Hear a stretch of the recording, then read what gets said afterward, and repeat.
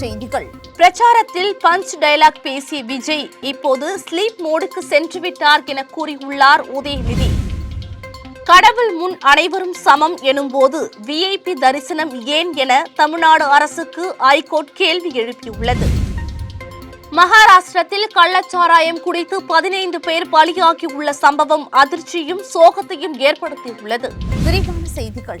எதிர்க்கட்சித் தலைவர் உதயநிதி இது பற்றி தனது எக்ஸ் பக்கத்தில், கடலூரில் 25 வயது மதிக்கத்தக்க பெண் ஒருவர் கொடூரமாக கொலை செய்யப்பட்டுள்ளது மிகுந்த அதிர்ச்சியை ஏற்படுத்துகிறது. இப்படி தொடர்ச்சியா நடக்கிற குற்ற சம்பவங்களை பார்க்கும்போது தமிழ்நாட்டில் சட்டம் ஒழுங்குன்ற ஒன்று இருக்கா இல்லையான்னு மக்களுக்கே சந்தேகம் வருது. இந்த சோஃபா மாடல் அரசு அமைஞ்சது முதல் கொலை, கொள்ளை, பாலியல் வன்கொடுமைன்னு இப்படி குற்றங்கள் நடக்காத நாளே இல்லை. தேர்தல் பிரச்சாரத்துல பக்கம் பக்கமா பேப்பர் வச்சு சட்டம் ஒழுங்கு பத்தி வாய்க்கிழிய பஞ்ச் டைலாக் பேசியவர் முதலமைச்சர் ஆனதும் டீப் ஸ்லீப் மோடுக்கு போயிட்டாரு. பெண்கள் பாதுகாப்புக்காக நீங்கள் அறிவிச்ச சிங்க பெண்கள் படையோட தொடக்க விழாவை கடைசி நேரத்துல ரத்து செஞ்சிருக்கீங்க. நிகழ்ச்சியை தள்ளி வச்சிருக்கீங்களா இல்ல அந்த முயற்சியே தள்ளி வச்சுட்டீங்களான்னு மக்கள் கேட்கிறாங்க. சிங்கப்பெண் படையின்னு பேரையும் சீருடையும் மாத்துறதுதான் மாற்றுமா இல்ல சட்டம் ஒழுங்கை நிலைநாட்டவும் அவகாசம் வேணுமா? நீங்க டைம் எடுத்து கத்துக்கிட்டு வந்து சட்டம் ஒழுங்க காப்பாத்துற வர தமிழ்நாடு தாங்காது சிஎம் சார் என்று பதிவிட்டுள்ளார்.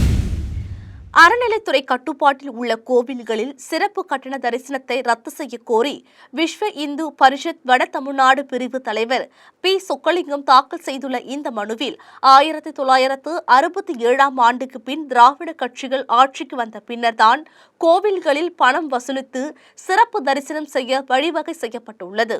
இதற்கு எந்த சட்ட பிரிவுகளும் அனுமதி வழங்கவில்லை எனவும் கோவில்களில் சிறப்பு கட்டண தரிசன முறையை ரத்து செய்ய நடவடிக்கை எடுக்கும்படி அறநிலையத்துறைக்கு உத்தரவிட வேண்டும் என்றும் மனுவில் கோரிக்கை விடப்பட்டுள்ளது.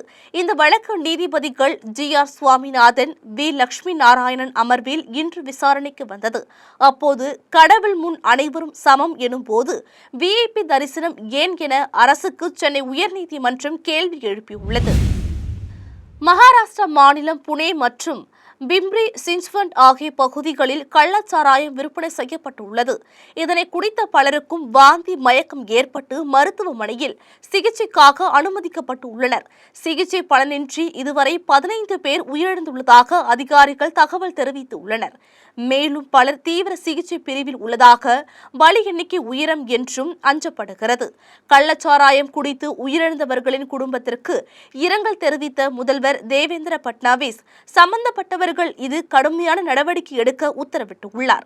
இந்த சம்பவத்தில் யோகேஷ் வான்கடே என்பவர் கைது செய்யப்பட்டுள்ளார். ஏற்கனவே இவர் பல கள்ளச்சாராய வழக்குகளில் தொடர்புடையவர். மேலும் 7 பேர் கைது செய்யப்பட்டு விசாரணை நடைபெற்று வருகிறது.